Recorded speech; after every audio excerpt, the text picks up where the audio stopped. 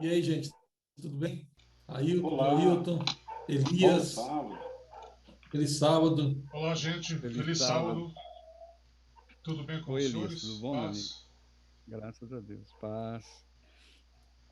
Tô vendo aí, olha, Nilza aí, Li, É, agora ela desativou o áudio só para. agora ela fechou, abriu a câmera e desativou o áudio. Tá todo. Pronto, Celise está fazendo bagunça aí, cara. isso aí.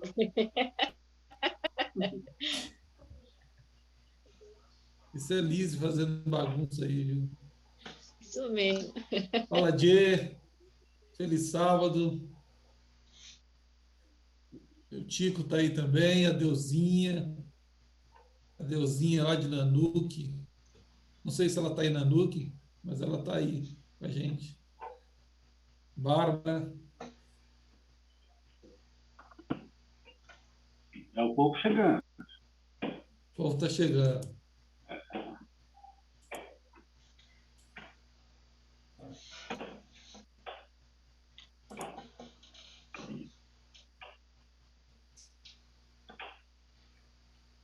Como é que tá aí na região de vocês? Tá frio? Tá quente?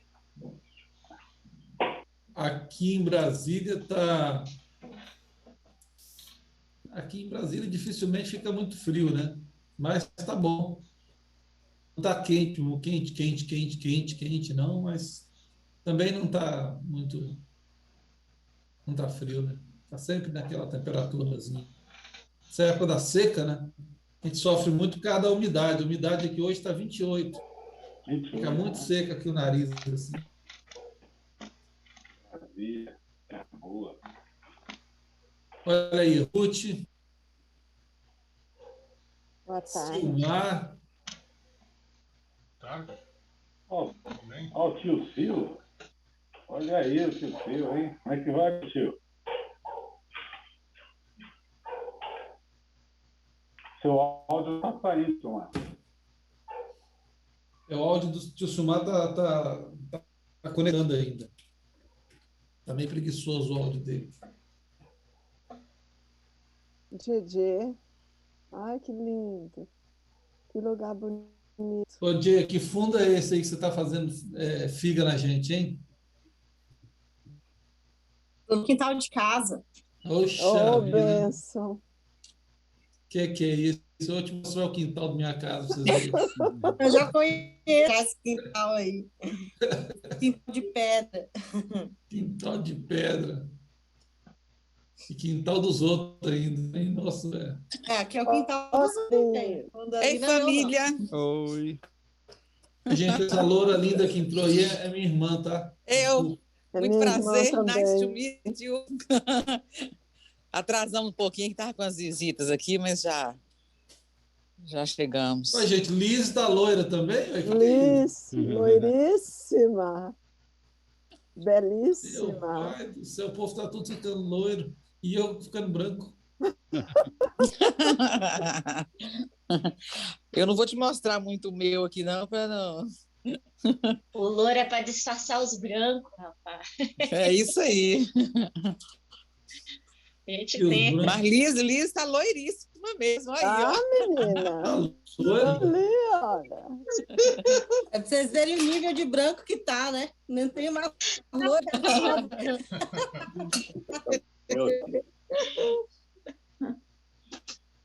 Que Tô bom chegando ver Jéssica todos te vocês. entregando aí. Tô chegando nesse ponto também. Eu ainda não entreguei, não. Ainda consigo. Eu estou na briga aqui com a tinta. Né, Sil? Silmar, agora tá saindo, tá ao vivo. Silmar, você tá ao vivo, hein? Ao vivo, vamos aqui, ó.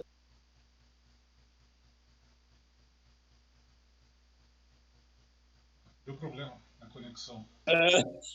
Conte aí. Uma cena aqui só minha, só. Ai, não é nada. Ai, meu pai. Cuidado pra você não, já tá cuidado pra você trocando não de inverter roupa. essa câmera aí, hein? Cuidado pra você não inverter. Não, estou com todo cuidado aqui. A Lira, você tá pelada aí? Sem ver A essa Se o risada câmera. Marcos entregou. alegra Ali, assim. ó, só A mão, risada só- entregou. Mas aqui Ah, está tudo muito bem.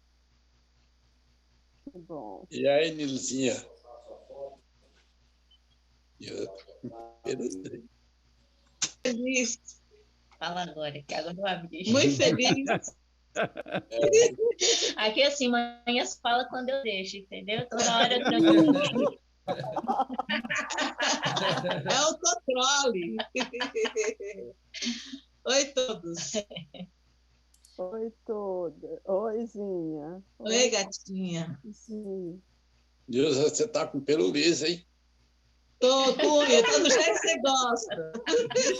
Vixe, Olha! Chegou mal, Olha! vou tretar o microfone dela de novo. Cadê Tia Lira, hein? Cadê Tia Lira? Ela vai estar Tá de chegando. roupa. Por enquanto a cena é só minha, depois eles vão compartilhar. Você aproveitou só a saidinha de Tia Lira, né, mãe? É. olha o Tico aí, ó. Ó o Tico, Chico. Oi, primo. nosso barítono preferido aí. Amor. Ô, Tico, aí no Paraná não tá frio, não, Tico? Tudo deve estar um gelo. Oi, minha princesinha. Aqui tá 15 graus. A minha princesa. Hoje tá gostosinho. chegando Quinta-feira uma que vai frente ficar bom. Vai chegar uma frente fria aí, Misericórdia. semana que vem. Vai Mas gelar até as células vão Mas gelar. ainda. A Jess tá aqui Menina, também, ó lá. A 23 Jess tá no graus? paraíso, ó. A Jess. 23, 24? 24, o negócio é a Nossa. umidade que está baixa. É, É, aqui tá 24 graus, Jacareí. é clima de deserto, né, em Brasília agora. É isso aí, gente. Bom, vamos começar então? Acho que quem tinha que. Talvez alguém está precisando entrar ainda, mas a gente vai começando aqui para a gente homenagear aqueles que chegaram pontualmente, né? E aí a gente vai dando sequência. A gente agradece todo mundo aí que comprou a ideia da gente fazer um estudo. Na verdade, a ideia não é fazer um sermão, né? A gente estava conversando sobre isso no grupo ali, com o Joilton, com o Ailton. Não é fazer um sermão, mas sim fazer um bate-papo, Ninguém vai conduzir sempre o estudo, mas você fica à vontade para participar, para levantar sua mão, para falar, para contribuir, ou até mesmo para tirar uma dúvida, quando for o caso, né? Levantar um debate. A ideia é a gente estudar a palavra de Deus, estudar o livro de Daniel, de Apocalipse, para que a gente esteja preparado para os eventos finais que vão acontecer. E que Deus nos use, que Deus nos esteja conosco nesses momentos, para que a gente possa realmente estar, assim, verdadeiramente preparados para a gente aprender, a gente compartilhar com outras pessoas, caso alguém queira saber daquilo que a gente está estudando. Então, a gente vai ter esses momentos aos sábados. Temos uma ideia de fazer alguns encontros, cada encontro um capítulo, com exceção do capítulo 8, capítulo 11, que a gente vai fazer 2 encontros, porque são temas mais que exigem um pouco mais de estudo, de contexto histórico, que exigem um pouco de concentração, de dedicação, mais coisas para estudar. Então, a gente estará levando nessa pegada aí. A Deilza deu um tchauzinho ali para todo mundo. Deilza? Tudo bem? Então, vamos começar a gente nosso bate-papo. A gente vai ter muita leitura da Bíblia, muito estudo, e a gente vai fazendo um momento bem interativo para todo mundo aí. Eu não sei se o Ailton e Ailton querem falar alguma coisa.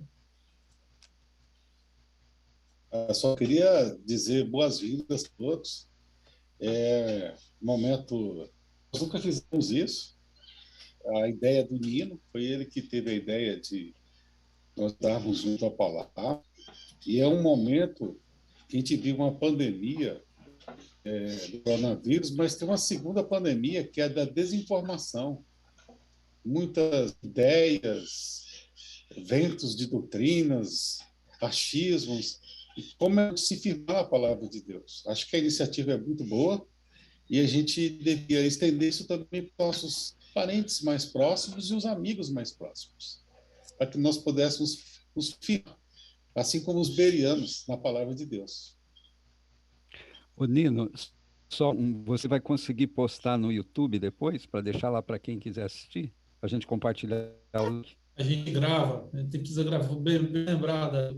Uhum. Já estou gravando, gente. Se grava aqui e eu coloco no YouTube.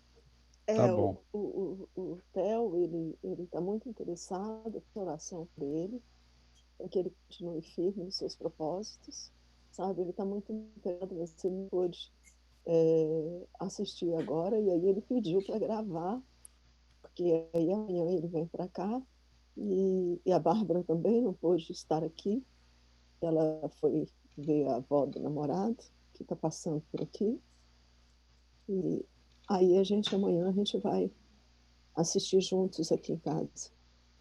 Vamos gravar sim. Vamos gravar sim. Inclusive, acho que o Raimundo gostaria de estar também. Eu mandei o link para ele estava todo animado, mas alguma coisa não deu certo aí. Alguma coisa não deu certo. O Elias está gravando daí. Está gravando, né, Elias? Eu vou fazer uma gravação por aqui também. E aí uma delas vai funcionar. Eu queria só salientar que o Elias preparou um aplicativo que vai ajudar a refazer a lição de hoje. Então, depois ele vai estar disponibilizando para vocês, quem quiser revisar da forma escrita pelo celular, aí no final ele explica, e não puder dar uns 5 minutos para ele explica como usar, como utilizar, tá bom? Vamos dar sim, Elias. No final você dá uma geral para a gente. Eu já entrei no aplicativo, muito bacana. E as perguntas, a gente faz a revisão. É legal, sim. Vamos começar, então, com a oração. Eu vou pedir o Jonailton, o Tico, nosso querido Tico, para orar para a gente, pedindo a Deus sabedoria, iluminação.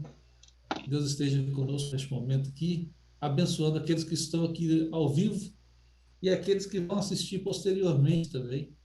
Que Deus esteja conosco, abençoando a todos. Oremos, então. Senhor, como é bom termos pessoas tão belas, pessoas tão importantes para nós, conectadas para esse momento. Pedimos a tua bênção, que possas estar esclarecendo as nossas mentes com a tua palavra. Amém. Pedimos também o perdão pelos nossos pecados e que o Senhor possa conduzir essa reunião através de todos que vão falar. Eu te peço, em nome de Jesus. Amém. Ô, Nino, eu só queria dar as boas-vindas aqui para Roseclaire, que está conosco, é colega de trabalho, e a Adriana Ferrari, também está conosco, é colega de trabalho lá da Polícia Civil de São Paulo. Ok. Com a gente hoje. Então tá bem. Agora que eu estou reconhecendo aqui a Drica Ferrari, que é a Adriana, né, que você falou aí, e a Claire, que é a Roseclaire, sejam bem-vindas, tá? E que sintam-se bem ao nosso meio aqui. Aqui nós estamos uma família, vocês agora fazem parte da nossa família também de estudos da Bíblia. Se quiserem contribuir, perguntar, falar, comentar alguma coisa, fique sempre à vontade. Estamos aqui para falar da palavra de Deus, estamos para aprender juntos uns com os outros, tá bem? Nós vamos compartilhar nossa tela aqui, que eu preparei uma apresentação, e a gente vai interrompendo a apresentação à medida que vocês quiserem falar, tá? A gente vai trabalhando nesses dois pontos aí. Vocês estão vendo minha tela? Estão vendo? Estão vendo? Mais alto. Sim. A gente vai começar, então, falando sobre o capítulo 1, estudando sobre o capítulo 1 de Daniel. Ô, Nino. Oi? Deusinha também está acompanhando a gente. Eu vi e falei com ela, mas ela ficou quietinha. Ah, tá. Seja bem-vinda, Deusinha, viu? A Deusinha de Nanuque, uma amiga nossa aí. Seja bem-vinda, Deusinha. Fique à vontade.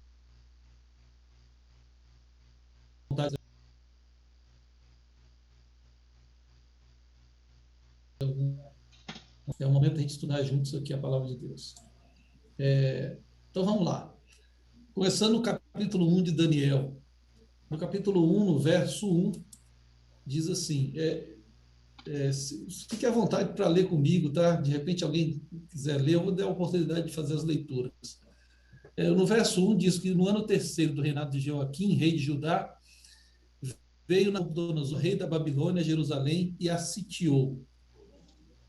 Nós tivemos aí, esse é o primeiro verso, assim que abre o livro de Daniel, ele abre com essa informação, dizendo que no terceiro ano, o rei Jeoaquim, do reinado de Jeoaquim, o rei Nabucodonosor, que era rei de Babilônia, veio e sitia Jerusalém.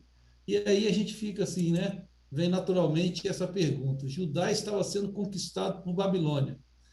O que está de errado nessa história? Qual foi a promessa que Deus fez aos hebreus quando chegaram ao Egito, que está em Deuteronômio e em Êxodo? O que está errado nessa história? Né? Parece que está acontecendo um gol contra, né?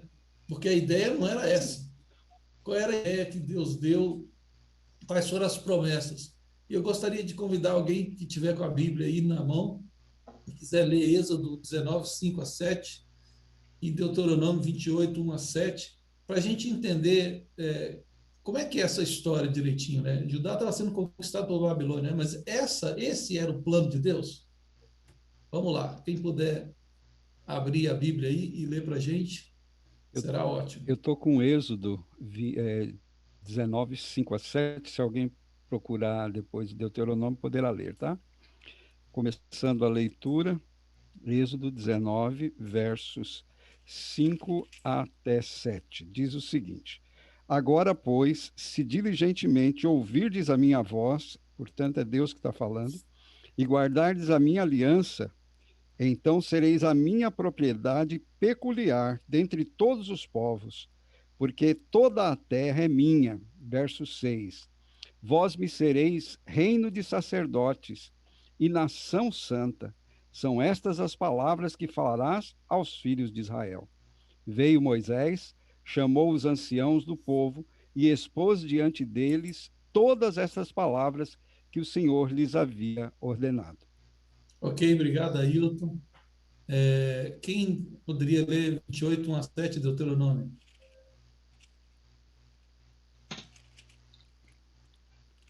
Se atentamente ouvirdes a voz do Senhor teu Deus, tendo cuidado de guardar todos os seus mandamentos que hoje te ordeno, o Senhor teu Deus, te exaltará sobre todas as nações da terra. Se ouvirdes a voz do Senhor teu Deus, virão sobre ti e te alcançarão todas as bênçãos. Bendito serás tu na cidade e bendito serás tu no campo. Bendito o fruto do teu ventre e o fruto da tua terra, o fruto dos teus animais, das crias, das tuas vacas, das ovelhas, bendito o teu cesto e a tua amassadeira. Bendito serás ao entrares e bendito serás ao saíres. O Senhor fará que sejam derrotados na tua presença os inimigos que levantarem contra ti. Por um caminho sairão contra ti, mas por 7 caminhos fugirão da tua presença.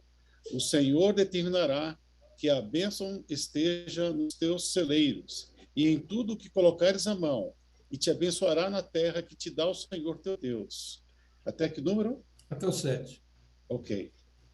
Bom, então, foram dos dois textos aí. O primeiro texto que o Ailton leu é justamente Êxodo 19, um pouquinho antes de Deus proclamar os 10 mandamentos no Sinai. Estava ali Moisés, a turma toda reunida ali já na península do Sinai, e Deus faz essa promessa para eles. Uma promessa muito bonita, uma promessa de vitória, de certeza, de conquista. O texto que o Joilton leu, de Deuteronômio 28, já é Moisés nos seus últimos discursos despedindo o povo de Israel.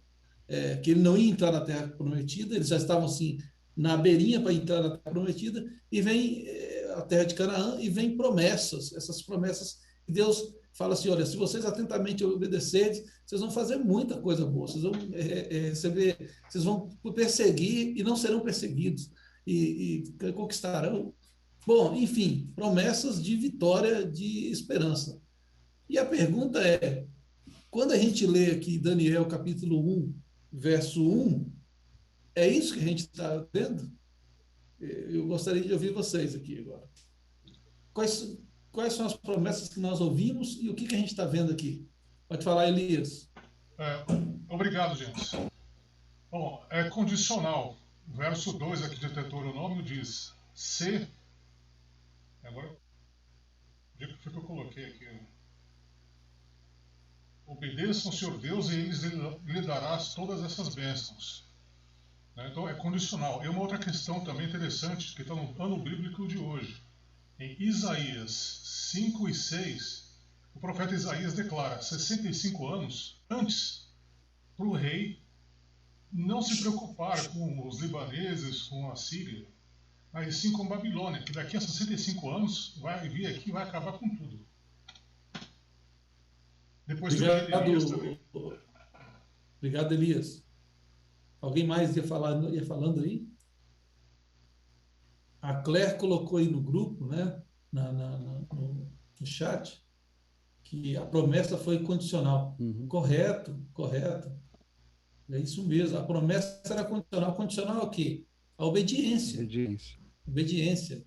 Você queria falar, Ailton? Fique à vontade. Não, eu não sei se você vai fazer a leitura depois do verso 32 de Deuteronômio 28. Não, pode fazer aí. Aqui fala assim: os teus filhos e as tuas filhas serão dadas a outro povo.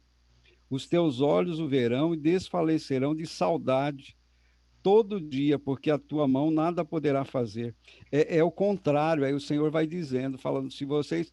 Na realidade, Nino, o que me parece é que a vontade de Deus é que o mundo fosse evangelizado.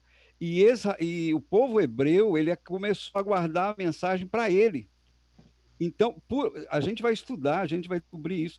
Por amor a um rei chamado Nabucodonosor, Deus vai mandar Daniel para lá. E a gente, com certeza, quando chegar no céu, já estou dando um spoiler aqui, nós vamos encontrar Nabucodonosor, porque para lá foram os cativos. Foram conduzidos para lá por um outro meio, né? Porque não, de repente o povo guardou a mensagem para eles, falou, não, nós somos o povo detentores da verdade, detentores da doutrina, e eles estavam guardando para si. Quando Deus já havia dito, minha casa será casa de oração para todos os povos.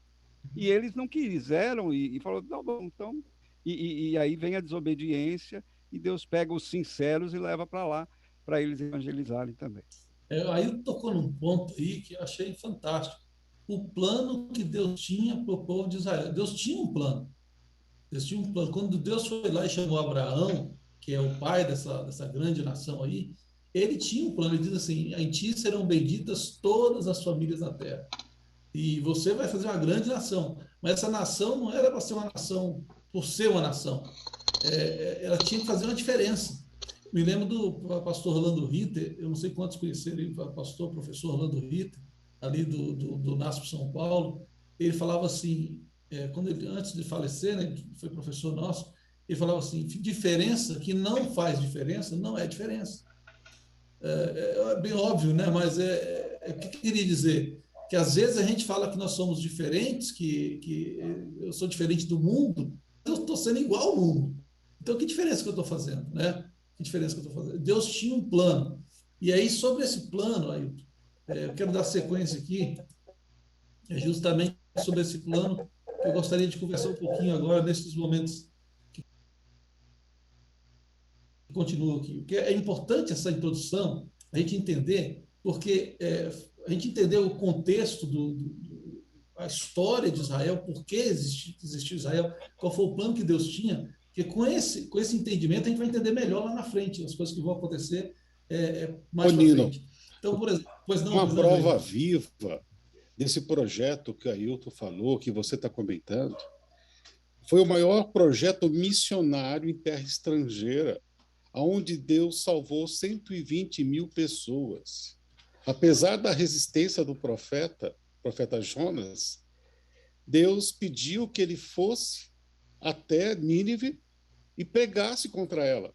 E era condicional a questão da destruição também, se ele se arrependesse. E como todos se arrependeram, nós temos registrado na Bíblia o maior projeto missionário de terra estrangeira. Jonas, ele era judeu, eles em algum tempo foram inimigos. Dificilmente você chegar numa terra inimiga, você vai ouvir o seu inimigo, ainda mais falando que vai destruir a sua cidade um Deus que eles não conheciam.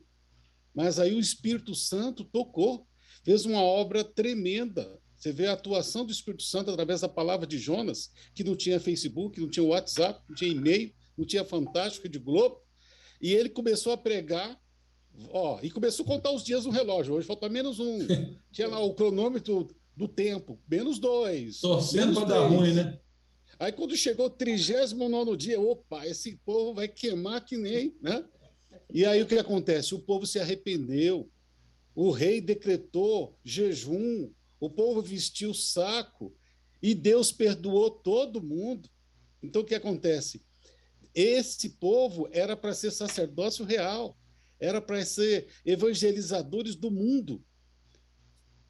E um dos exemplos clássicos disso foi a questão de Nínive, uma das maiores cidades daquela região na época. Perfeito, Joilton. Perfeito. E aí a gente tem alguns textos aqui que Deus falando justamente isso que Joilton acabou de mencionar. Êxodo 6, 7, eu vos tomarei por meu povo e serei vosso Deus, e sabereis que eu sou o Senhor vosso Deus, que vos tiro debaixo das cargas do Egito. Né? Eu não sei quem está com áudio e quiser ler o próximo texto. Eu vou colocar alguns textos, pode ler, quem quiser fazer a leitura.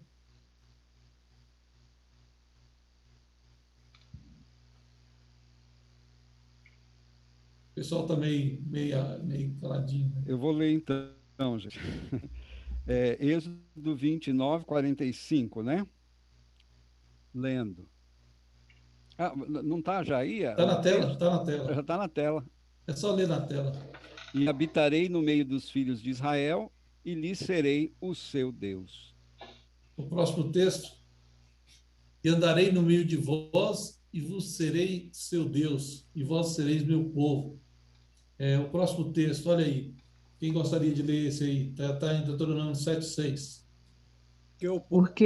Porque o povo santo é ao Senhor teu Deus. O Senhor teu Deus te escolheu para que lhe fosses o seu povo especial de todos os povos que há sobre a terra. Ótimo. Obrigado. Nino, me permite... Vocês estão me ouvindo? Sim, estou te ouvindo. Um dos versos mais lindos da Bíblia, para mim, no Antigo Testamento, é o verso 7 de Deuteronômio 7. Não vos teve o Senhor afeição, nem vos escolheu, porque fosseis mais numerosos do que qualquer outro povo, pois éreis o menor de todos os povos. Verso 8, mas porque o Senhor vos amava, por causa do juramento que tinha feito. Olha que coisa maravilhosa. Deus escolheu um povinho, né? Sem nenhuma... A gente fica imaginando, por que Deus não escolheu os chineses, que já eram uma nação, os próprios egípcios, né? Por que Deus... os próprios egípcios, mas Deus escolheu um homem estéril, ou, aliás, uma mulher estéril, um homem de idade, e a partir deles vai fazer o povo escolhido. Obrigado, Ailton. A complementação do capítulo 7, verso 6. Tico, pode falar. Então, só complementando também, em relação à mensagem e o mensageiro, que muitas vezes o mensageiro não precisa ser aquele mensageiro ideal, preparado. Né? Você vê que no caso de Jonas era um cara contra a vontade. No caso de Daniel, praticamente escravo. E mesmo assim, Deus usou como mensageiro. Então, Deus ele é o dono da mensagem e ele escolhe a quem vai falar a mensagem, e o critério dele é totalmente diferente do nosso. Porque a gente sempre quer o ideal, o mais preparado, o que fala melhor, o que tem mais, né? Tantas outras coisas que a gente escolhe. E Deus tem um critério, como o Ailton falou, né? Citou aí a condição do povo de Deus. Nós não escolheríamos Israel, eu acho, talvez. Pelo critério humano, a gente não escolheria um povo mais preparado. Justamente.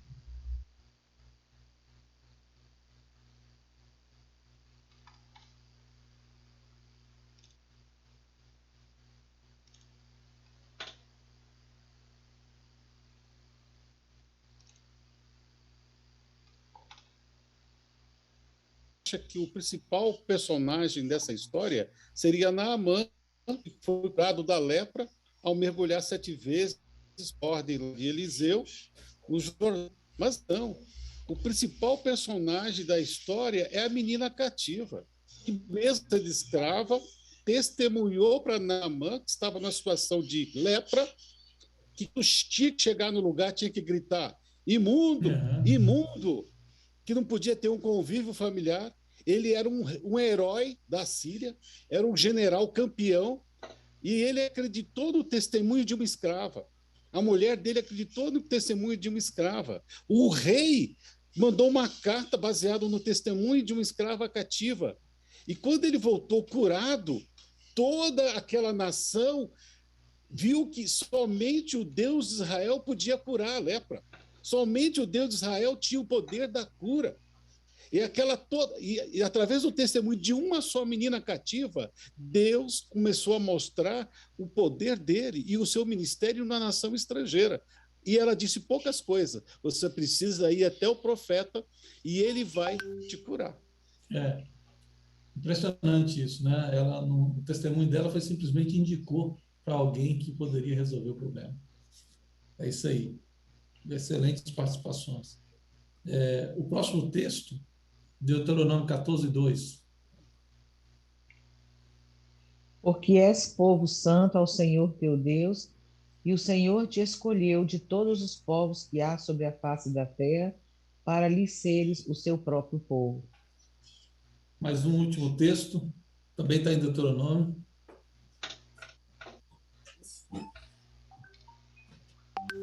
E o Senhor hoje te declarou que tu lhe serás por seu próprio povo, como tem dito, e que guardarás todos os seus mandamentos. Deuteronômio 26:18. Obrigado, Ilza. Então, gente, nós chegamos à conclusão que qual era o plano que Deus tinha para Israel? A gente acabou até já respondendo isso. Existia alguma contrapartida do povo para o cumprimento da promessa? Eu acho que o Elias chegou a responder essas duas perguntas, né? Ou seja, Deus queria um povo específico. Para quê? Para fazer aquilo que o Ailton acabou falando, o Chico falou, acho que todo mundo já chegou nessa ideia de que esse povo devia testemunhar, ser um povo especial, uma propriedade peculiar, uma nação santa, um povo eleito, para que evangelizasse o mundo. O objetivo que eles tinham era o objetivo de Deus. Para eles, era evangelizar o mundo. E eu trouxe alguma coisa aqui, alguns mapas. É claro que a gente tem aqui um historiador aí, que é o Tico, mas permita-me apresentar alguns mapas. O mapa da esquerda é o mapa do reinado, quer dizer, assim que o povo saiu das mãos de Josué, né, que Moisés entrega o comando para Josué, eles vão, atravessam o Rio Jordão, e ali começa a conquista e a distribuição dos povos. Então, ali a gente tem as 12 tribos aí distribuídas, a tribo de Manassés ficou com uma turma maior e tal, e está aí. Esse era o povo de Israel quando tomou conta da terra que lhe foi prometida ali em Canaã.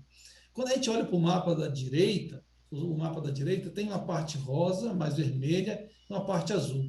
A parte vermelha já é no reinado de Saul. Isso era o que Saul tinha alcançado. Então, aqui a gente já sai do período dos juízes, que começa ali com Josué, vai até Samuel, e aí a gente chega nos reinos. E aí, no reino de Saul, tem um reino mais ou menos assim unificado, e é administrado por Israel. Mas veja bem, Saul também era de uma tribo bem pequenininha, que é a de Benjamim. Essa tribo aqui, ó, quase acima de Judá, uma tribo bem pequenininha. Então ali estava Saul como rei, mas Saul foi rejeitado por Deus, porque Saul tornou-se orgulhoso, começou a fazer as coisas do jeito dele e tal, e vem Davi. Davi assume o reino, e quando Davi assume o reino, ele ocupa um território muito maior do que Saul, porque Davi foi um guerreirão de Deus, e a gente até estudou sobre Davi essa semana na lição de escola sabatina. Mas Davi teve a presença do Senhor com ele o tempo inteiro, teve os seus fracassos, mas ele sempre foi muito humilde diante de Deus e expandiu o território. Então, até Davi, depois de Davi, a gente teve o filho de Davi, Salomão, que também continuou com o seu reinado, e assim foi expandindo o reinado. Mas aí aconteceu um problema, que Salomão ele teve muitas mulheres, casou com muitas mulheres, e simplesmente para agradar cada uma dessas mulheres, ele acabou construindo altares ao longo para adorar outros deuses. E aí entrou a idolatria para dentro de Israel. Bom, o que aconteceu nessa história? Bom, Deus tinha um objetivo específico com esse povo. Esse povo seria um povo grande, eles iam conquistar e avançar cada vez mais, assim como Davi foi avançando territorialmente, foi recebendo bênçãos, também recebeu bênçãos Salomão, mas a idolatria invadiu. E quando a idolatria invadiu, o reino se dividiu. Então, esse outro mapa aqui, ele apresenta esse racha que aconteceu entre os reinos, né? O filho de Salomão, Roboão, o que ele faz? O pessoal pede clemência para ele, fala assim: Roboão, tá difícil, tem muitos impostos, a situação está muito difícil para nós, dá uma melhorada aí. E ele, em vez de facilitar as coisas, ele falou assim: não, eu vou ser mais duro ainda. Então houve uma rebelião, uma guerra civil, vamos dizer assim, não chegou a ser uma guerra, mas uma rebelião interna. E aí houve ruptura no reino que tinha sido unificado lá com Saul. Saul unificou. Quando Saul morre, Davi, o filho de Saul, tenta fazer uma emancipação, mas não deu certo. Então Davi unifica o reino. Vem Salomão, mas Roboão permitiu que o reino fosse dividido. Então ficaram dois reinos: o reino de cima, que era o reino do norte, o reino de Israel, e o reino de baixo, o reino de Judá. E aí, a partir desse momento, nós temos o reino de Judá com a capital em Jerusalém e o reino de Samaria, o reino do norte com a capital em Samaria. E esses dois povos agora começam a ser meio que rivais entre si.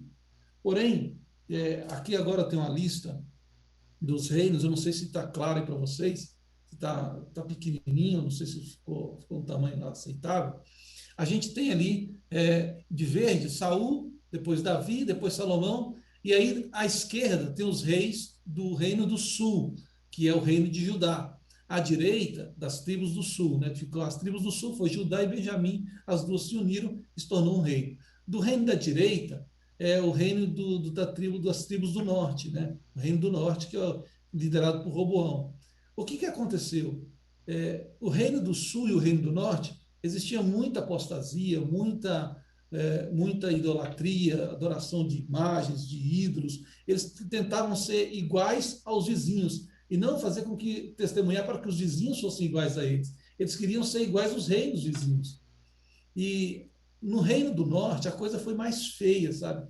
No reino do sul, de vez em quando aparecia um rei bom, como foi Asa, como foi Josafá, como foi Ezequias. Alguns reis ainda deixavam-se permitir que o Espírito Santo trabalhasse neles. Eles faziam alguma reforma, chamavam a atenção do povo, traziam o povo para mais próximo de Deus. Mas no reino do norte, que é o que está pintado de azul, foi terrível. Não teve um rei sequer que foi um rei assim que andou nos caminhos do Senhor. A Bíblia fala assim: e Jeroboão fez mal aos olhos do Senhor, fez o que era mal aos olhos do Senhor. E Baasa fez o que era mal aos olhos do Senhor. Não tinha um que fez o que era bom aos olhos do Senhor. Então, Deus foi enviando profetas. Enviou o profeta Elias, está vendo ali do lado, enviou o profeta Eliseu, o profeta Jonas, Amós, Oséias, para chamar a atenção do povo, falar assim: olha, vocês estão indo para um caminho errado. Não foi para isso que eu chamei vocês para serem nação santa, povo escolhido por Deus. Vocês têm que dar um testemunho. Nós temos um acordo, mas vocês estão saindo, colocando o pé fora da faixa. Está muito fora.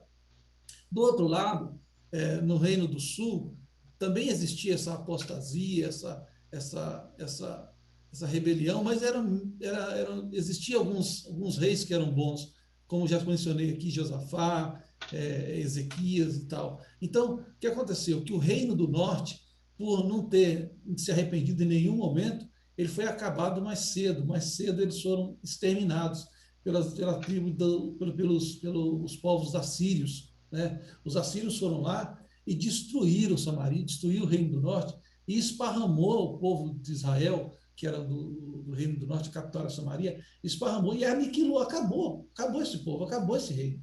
Não existia mais, eles esparramou o povo era a forma que os assírios tratavam os seus conquistados, né? Eles destruíam tudo, esparramavam o povo, espalhavam o povo, para que eles não levantassem novamente e insurgissem como uma rebelião.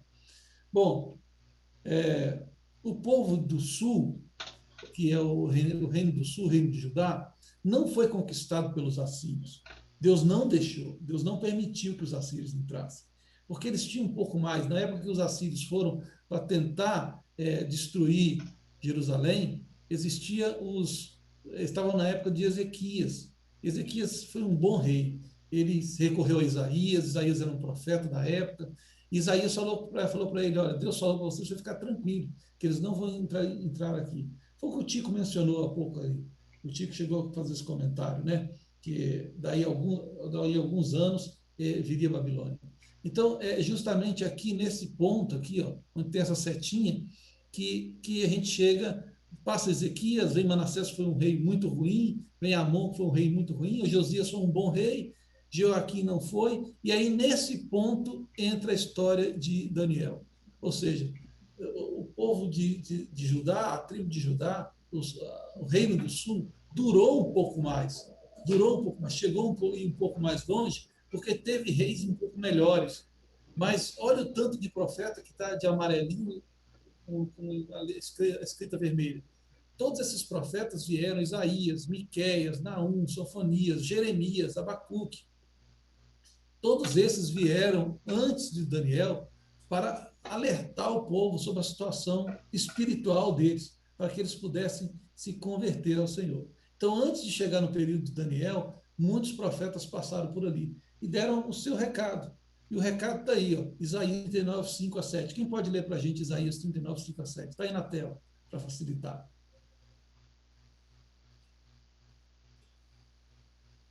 Verdade.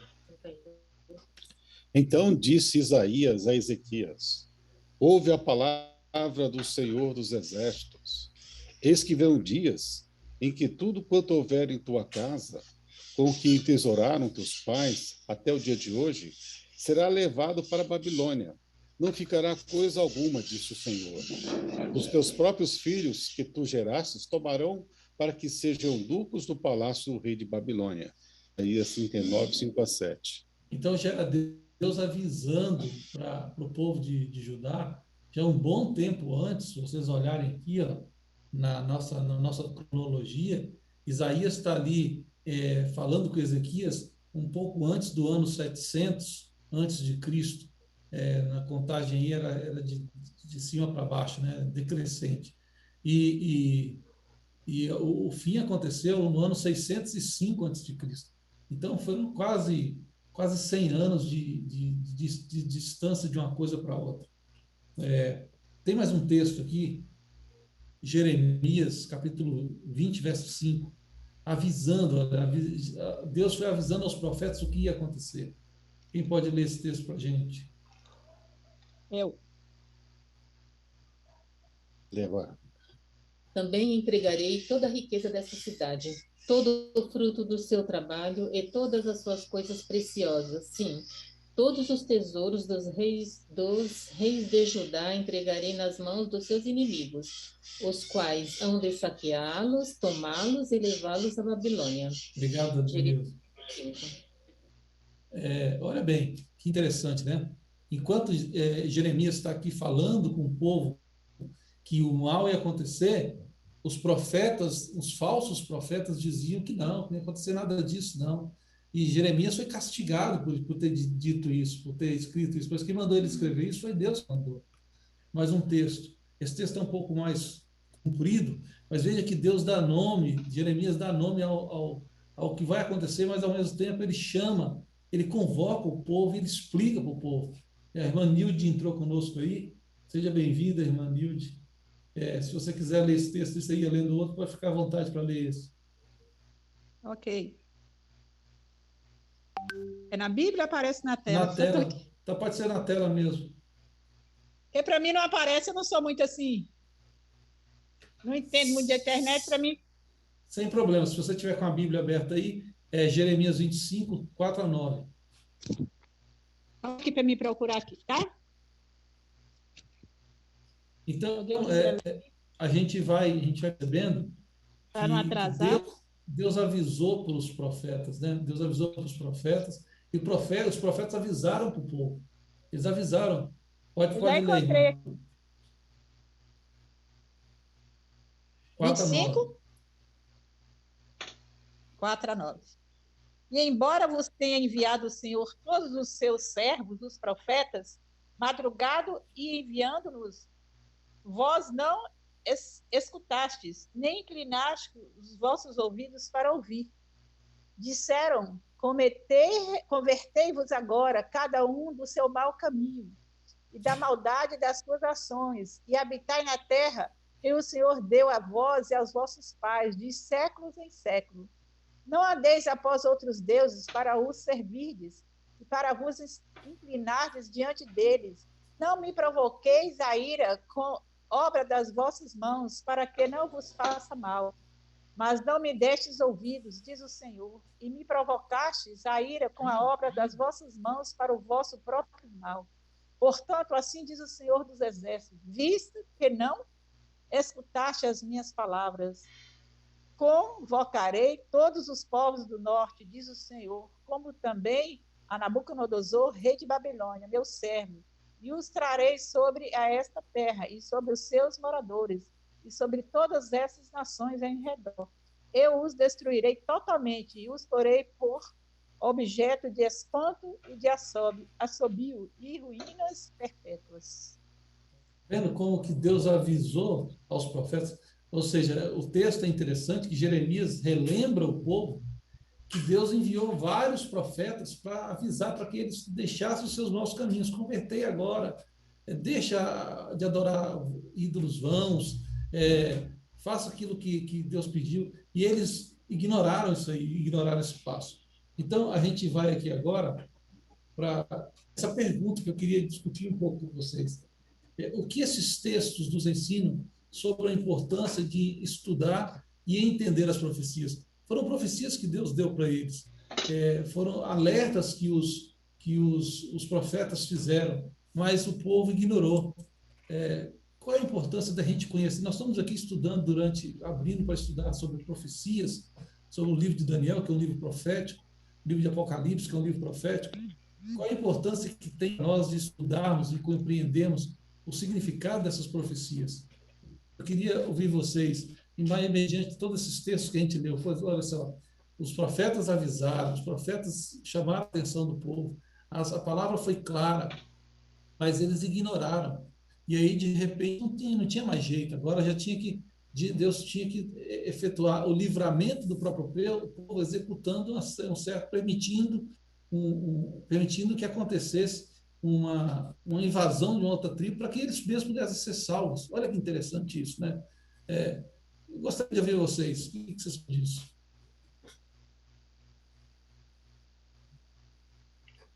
Deus, ele sempre manda, por exemplo, no caso, vejam só uma coisa tão simples e fácil de a gente analisar. Jonas, quando tentou fugir dos planos de Deus, quando ele desviou o caminho, em vez de ir para Nínive, foi para Tarsis, que era 4.000 quilômetros distante, ele imagina que Tarsis era o fim do mundo e que, de alguma forma, Deus não ia encontrar ele lá. Ele achava que talvez tivesse algum lugar no mundo em que Deus não alcançasse. E Deus mostrou para ele que até nas profundezas do oceano, dentro das entranhas de um peixe, ele o alcançou. E Deus diz no texto sagrado que Deus mandou o vento, Deus mandou a tempestade, Deus fez o barco tremer, porque ele queria salvar os marinheiros, queria salvar Jonas e queria salvar a cidade. E a nação judaica também precisava ter provações, passar por dificuldades, porque diz uma palavra que a necessidade do homem é a oportunidade de Deus agir. As pessoas precisam muitas vezes depender de Deus para precisar dele. E agora ele tinha dado a terra de leite e mel, a terra conforme diz, quando a gente lê o texto sagrado, a terra boa, né? Aquela terra boa. Só que eles não estavam obedecendo. Eles tinham desviado. A promessa também era condicional. A terra seria boa e seria deles, desde que fossem obedientes. E no momento que eles se desviaram os seus caminhos, eles romperam a aliança, o quê? Veio as consequências. Mas nunca sem um profeta avisar. Sempre Deus declara através de um profeta os seus atos. Jonas levou a salvação, Naum levou o juízo, no caso de Nínive. No caso aqui, todos os profetas começaram a anunciar, Jeremias, Ezequiel e outros mais, dizendo, arrependam-se, vai acontecer. Algumas vezes Deus adiava, entrava um rei bom, eu não vou trazer o castigo no seu reinado, você está tão obediente aqui que eu vou adiar um pouco o meu juízo. Mas ele tinha que trazer o juízo, para que o povo entendesse a necessidade de voltar para os caminhos, de voltar para o caminho que Deus tinha orientado. Então, o profeta, ele era Deus advertindo, Deus dizendo, vai acontecer. Você pode mudar isso, mas você tem que obedecer. O profeta era a voz de Deus alertando as pessoas antes que tudo acontecesse. E quando acontecia, era a maneira também de confirmar que Deus estava cuidando deles, que Deus estava vendo tudo o que estava acontecendo e que ele queria tanto trazer justiça, mas também queria trazer redenção, misericórdia, queria trazer salvação. Obrigado, Joilton. Deixa eu só ler um comentário que a Cléia fez aqui, que é bem muito pertinente, aqui no chat. O plano de Deus era que o povo obedecesse e assim seriam luz para os outros povos. Mas desobedeceram e mesmo assim Deus dirigiu a história de modo que a salvação fosse ofertada a todos. Deus é especialista em converter fracassos humanos em vitória. Deus sempre no controle. Exatamente, Cléber. Concordamos plenamente. Elias? Então, eu sou meio monossilábico, falo pouco. Um sinônimo de profecia é orientação. Um povo que não ouve o profeta que Deus mandou não tem orientação de Deus. E aí só degrada moralmente, como foi o que aconteceu. É isso. Obrigado. Obrigado, Elias. Obrigado, Elias. É uma síntese bem feita. A ideia é essa mesma. Pois não, a Lirinha. Então, como vocês terminaram de citar, vários profetas estiveram alertando o povo de Deus ao longo dos anos, né? Ao longo dos séculos, ao longo de toda a história da Bíblia. E hoje nós não precisamos mais que apareça um profeta para nos dizer mais nada, porque já está tudo revelado, né? Já está tudo... nós já temos alerta suficiente e o que importa é isso que nós estamos fazendo agora, é estarmos atentos, porque tudo já está se cumprindo. O que falta se cumprir? É isso que nós temos que estar alertas agora ao último sinal. O que está faltando acontecer para que Jesus volte, né? Nós temos aí vários exemplos aí, vocês citaram Nínive, que toda uma nação se converteu, mas daí a gente volta lá para o dilúvio, a gente volta para o dilúvio que apenas 8 pessoas entraram na arca, né? Então, qual é a nossa situação hoje? Essa é a ideia, né? Essa é a ideia, a gente despertar para estudar os eventos finais, o que vai acontecer no fim, para que nós não sejamos pegos de surpresa, né? É interessante essa percepção aí. Raimundo, tá frio aí, Raimundo? Rapaz, tá um pouquinho, agora está melhor, está um pouquinho frio aqui. Uma boa tarde para todos. Boa tarde. Lindo, pegando o gancho da Mira, né, e vendo a história de Israel do passado, a pergunta que eu faria é: qual a diferença do Israel moderno para Israel do passado? Porque nós vemos ali que Abraão seguiu todos os passos que Deus havia ordenado para ele. Ele seguiu de olhos fechados. Israel, de olhos abertos, adorar outros deuses. E nós vivemos hoje no mundo que nós temos todas as profecias nas nossas mãos. Então, Ellen White fala: estudai cuidadosamente o livro de Daniel e Apocalipse nos finais dos dias. E muitas vezes não estudamos, nós não prestamos atenção, né? Então, qual a diferença hoje de Israel do passado para o Israel presente? Porque nós olhamos o seguinte, que Deus fala que nós somos a menina dos seus olhos. E eu gosto muito de usar uma expressão que ele fala que ele sonhou comigo, ou que ele sonhou conosco, ou que ele sonhou com todo o presente, né? Aí o que nós precisamos prestar atenção hoje, a igreja hoje deve prestar atenção, é que muitas vezes nós estamos no mesmo caminho de Israel do passado. Muitos de nós vamos chegar próximo à Canaã celestial e não vamos entrar por causa da nossa dureza de coração.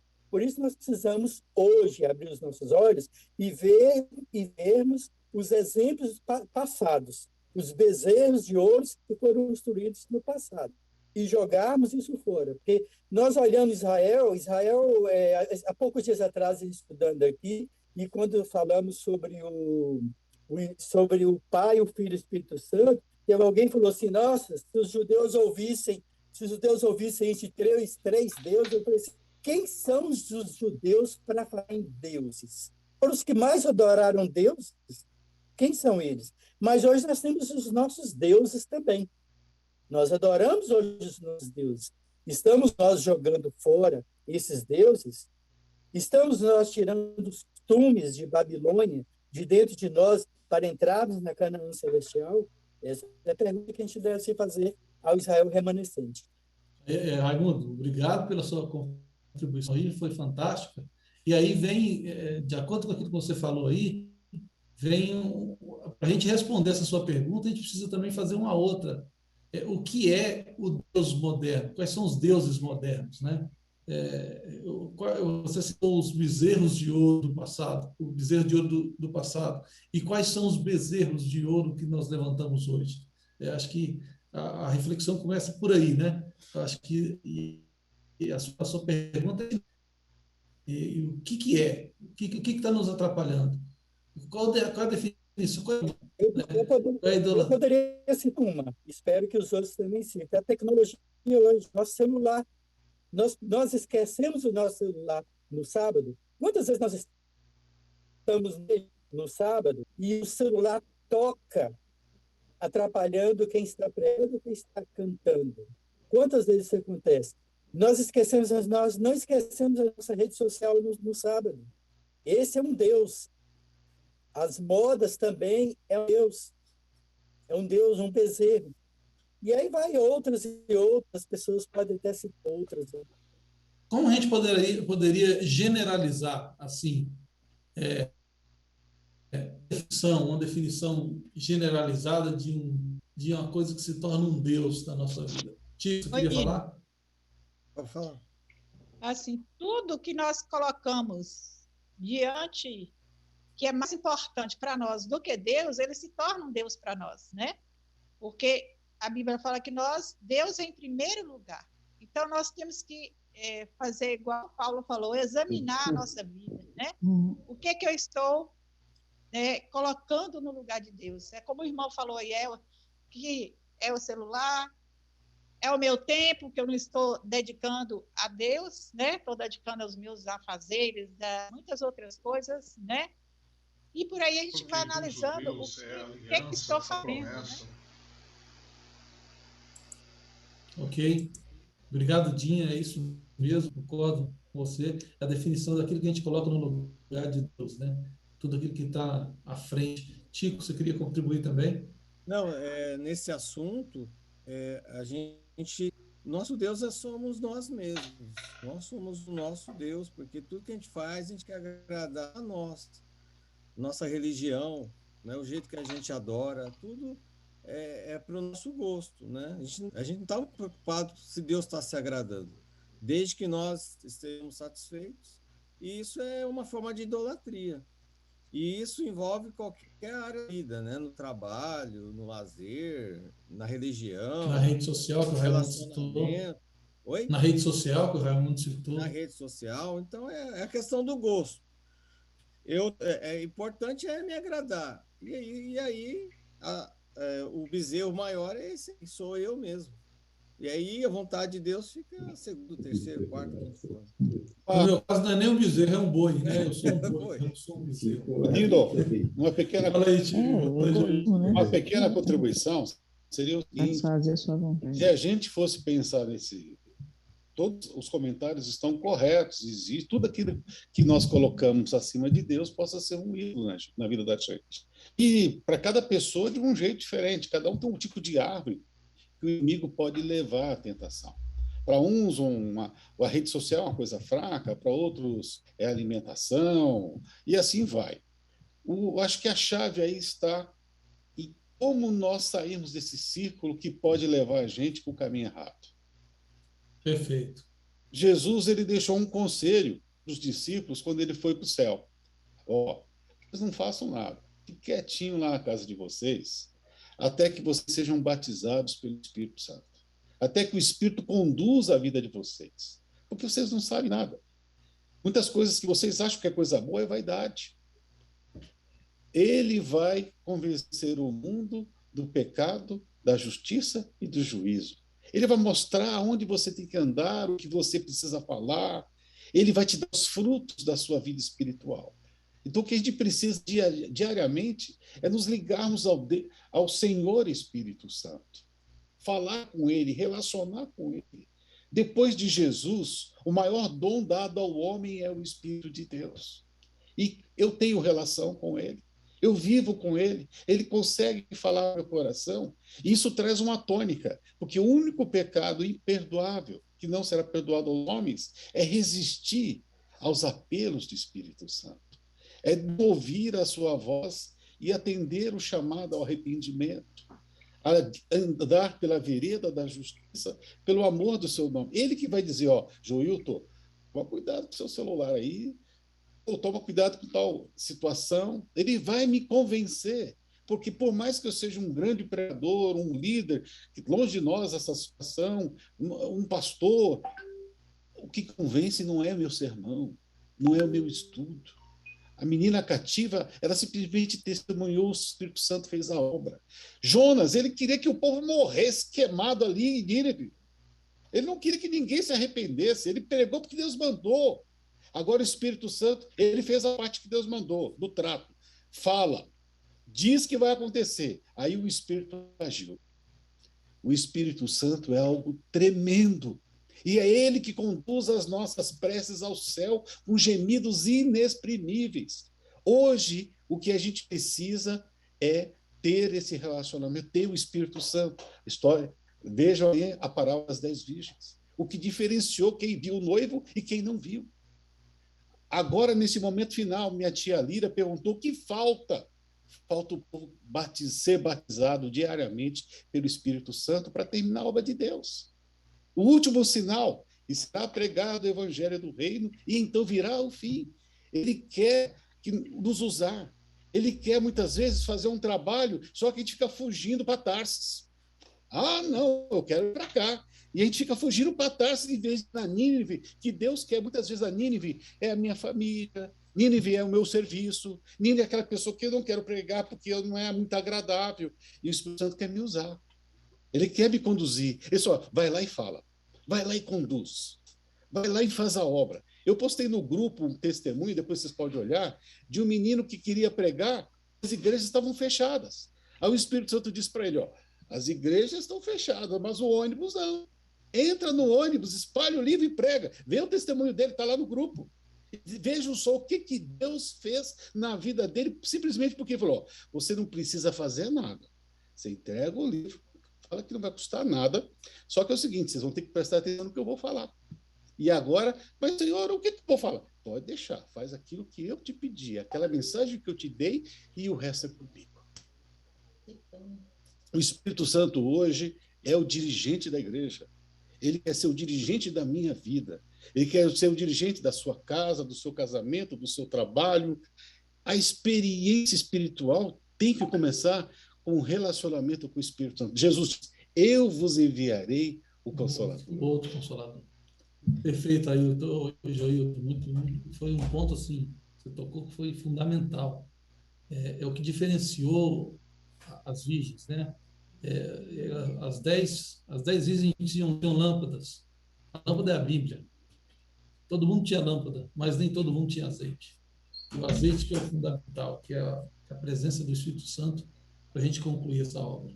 E com o Espírito Santo no coração, Eu quero comentar aqui o comentário da Clé e do Ailton, que colocou aqui no chat. A Clé diz assim: os ídolos se apresentam de várias formas, mas o pior inimigo que temos é o nosso próprio eu. Esse é o pior ídolo. A nossa vontade versus a vontade de Deus, quem escolhe sou eu. Aí eu complementou dizendo, o nosso coração, Calvino dizia, o nosso coração não convertido é uma fábrica de ídolos. Então, a resposta, a resolução para isso aí é realmente a oração, a busca pelo Espírito Santo, para que a gente possa estar em comunhão com Deus. Porque foi justamente quando eles receberam o Espírito Santo, os discípulos, que a coisa aconteceu, né? Que eles começaram a pregar e o evangelho cresceu e multiplicou. E nós estamos aqui hoje porque 11 homens, depois mais um, né? Paulo chega, 12 homens que eram como nós, mas que, revestidos do poder do Espírito Santo, fizeram a mensagem ser pregada praticamente em todo o mundo daquela época, né? Raimundo.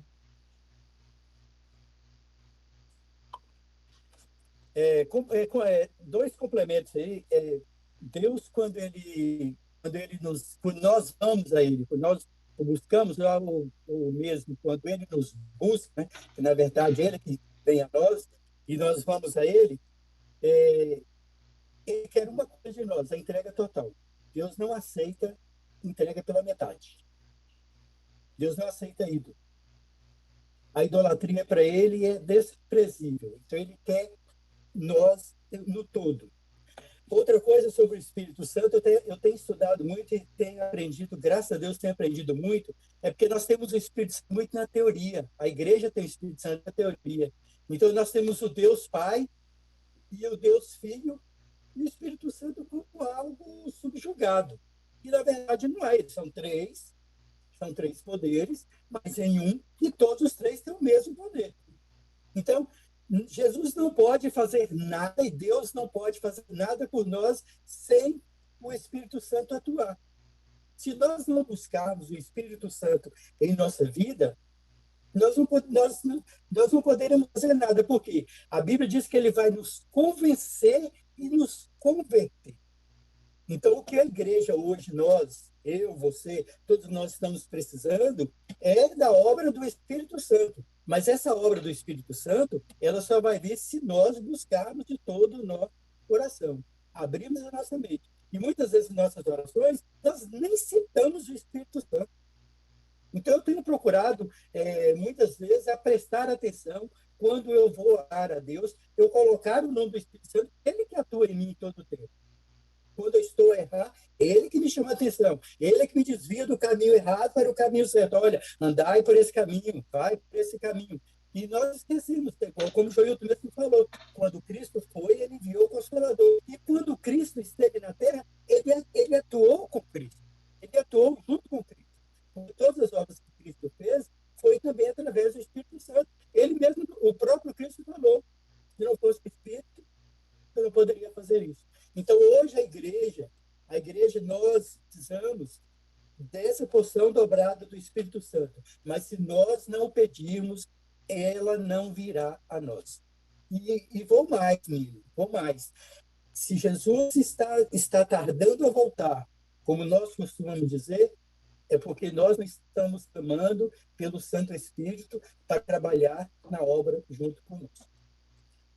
Obrigado, Raimundo. Nós estamos com o tempo já avançado, precisamos encerrar.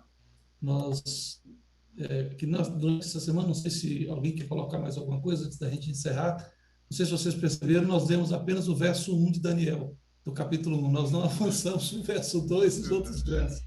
Mas como a gente tem um compromisso com o horário, a gente não quer também tornar a coisa tão cansativa, de forma que a gente continua na semana que vem, né? A gente encerra nesse momento.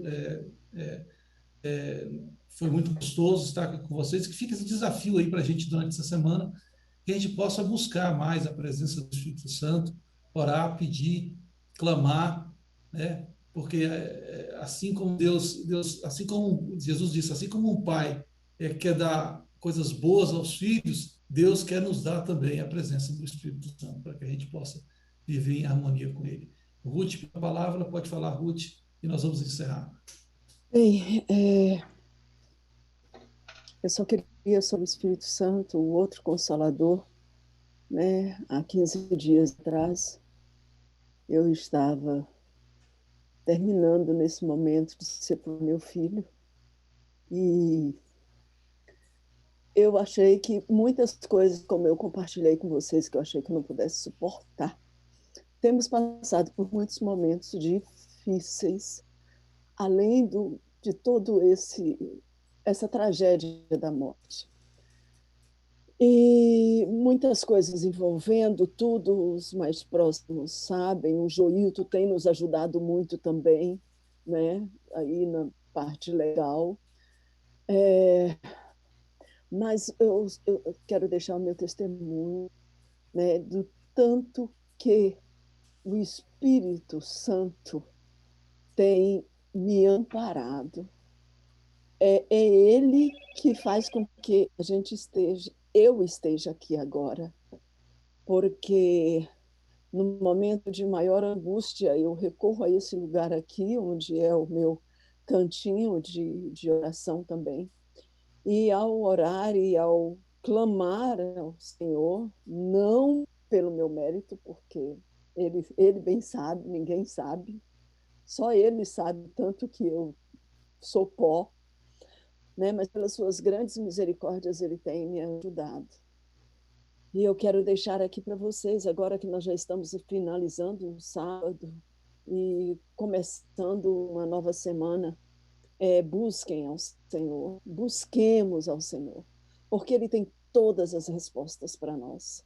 Ele tem todo o remédio que nós precisamos para aliviar nossas dores, dores da alma, sabe? Ele pode nos ajudar também a encontrar métodos que possam vir a nos auxiliar também. E, enfim, esse seria o que amanhã é um dia muito difícil para mim, porque ele faria 37 anos amanhã e eu não sei como vai ser, mas eu sei que ele está aqui comigo e que ele vai nos ajudar mais essa etapa, porque como a Cléia disse aqui, né, Deus é especialista em converter fracassos humanos em vitória. E é só isso. O Espírito Santo vem e faz a obra, completa a obra. Muito obrigada pela oportunidade de estarmos aqui juntos e ver o rostinho de cada um de vocês e de estarmos estudando a palavra de Deus e buscando a fonte de vida, que é a vida eterna, e a fonte do Espírito Santo. Muito obrigada por tudo. Obrigado, Ruth, pelo seu testemunho. Muito importante essa contribuição sua aí, dizendo que você está vivendo isso, e o Espírito Santo está te carregando no colo, está sempre com você, e ele estará sempre, porque ele é o Consolador, né? Vamos fechar com uma oração? Ailton, você pode orar para a gente finalizar aí esse momento? Você tem que abrir o seu áudio, está fechado. Eu estava atendendo aqui, estou tocando a campainha aqui de casa, mas alguém já foi lá abrir? Então tá bom, vamos orar. Nino, antes de oração, eu acho que a semana que vem a gente deveria continuar no capítulo 1, viu? Mas o tempo é o que menos importa, né? A gente viu aí o quanto a palavra de Deus ela é rica, né? Mas eu acho que a gente não convém passar para o 2, não. Vamos seguir no 1, e eu acho que você devia continuar, porque foi você que preparou o 1. Está aqui minha opinião. Tá bem. Mas vamos orar. Maravilhoso Deus e Pai, nós agradecemos porque a Tua palavra, ela é uma lâmpada para iluminar os nossos pés, é uma luz para iluminar os nossos caminhos. É ela que traz as respostas, é a Tua palavra que mostra o Seu amor, a Sua soberania, o Senhor no controle, no comando de todas as coisas. E a Tua palavra nos exorta, ela nos ensina, ela nos adverte, mas ela também nos conforta, ela nos dá ânimo, ela nos ensina, enfim. O Teu Santo Espírito, ele diz, esse é o caminho, andai por ele. Então, estou feliz porque não havia jeito melhor de nós encerrarmos esse dia, o santo dia do Senhor, senão estudando a sua palavra com a nossa família. e com os nossos amigos e os nossos irmãos. Que nós possamos aprender dos erros dos nossos, do povo de Deus do passado. Que nós possamos ver aquele provérbio que diz que o sábio aprende dos erros dos outros. E que a gente não possa cair no mesmo erro para precisar passar pela mesma correção dolorida, de ver um povo inimigo sendo usado para nos advertir e nos colocar no caminho certo. Nós estamos felizes porque, apesar dos pesares, a profecia até agora tem se cumprido. E o objetivo é esse, é o fortalecimento da nossa fé. E a gente vai ver no livro de Daniel, no livro de Apocalipse, que praticamente tudo já se cumpriu. O mais difícil o Senhor já fez, que foi deixar o teu trono, assumir a forma humana e vir a esse mundo, nascer numa manjedoura, ser rejeitado, ser morto, pendurado numa cruz. E a tua palavra nos diz que o Senhor ressuscitou, subiu ao céu e fez a promessa de que vai voltar. Agora o que falta é a parte mais fácil, que é o Senhor voltar para nos levar.